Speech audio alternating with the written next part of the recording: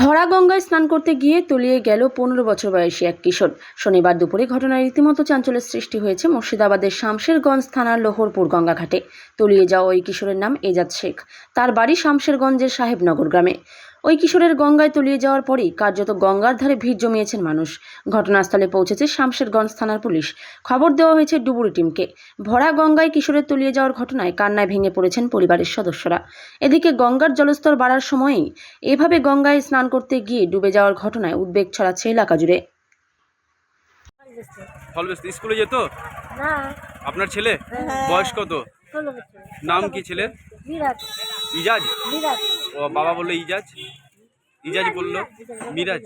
মিরাজ, আচ্ছা আচ্ছা, ঠিক আছে।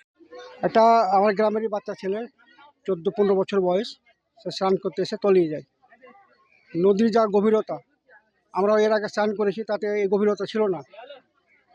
গত 2 বছর ধরে দেখছি প্রায় 20-30 ফুট গভীরতা। যে কোনোভাবে হোক বাচ্চা ছেলে বুঝতে পারেনি, স্নান করতে নেমেছে, সেই মুহূর্তেই তলিয়ে যায়। কিছু লোক বাঁচাবার চেষ্টা করেছিল, সেটাও কুলিয়ে উঠতে পারেনি। এখন কি আপনারা ভূমিকা নিচ্ছেন? আমি চাই যে এখানকার সমষ্টিকরণ আধিকারিক আছেন, উনি ডুবারু দিয়ে, স্পিড বোট দিয়ে ছেলেটাকে উদ্ধার করুক, তার ডেড বডিটাকে উদ্ধার করুক, এটুকু আমার আবেদন।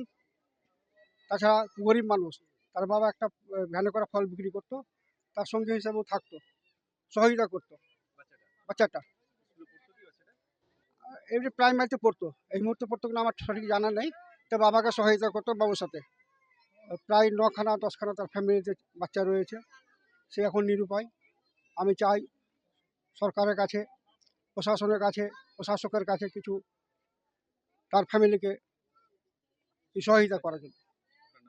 আমার নাম কেতাবউদ্দিন খান।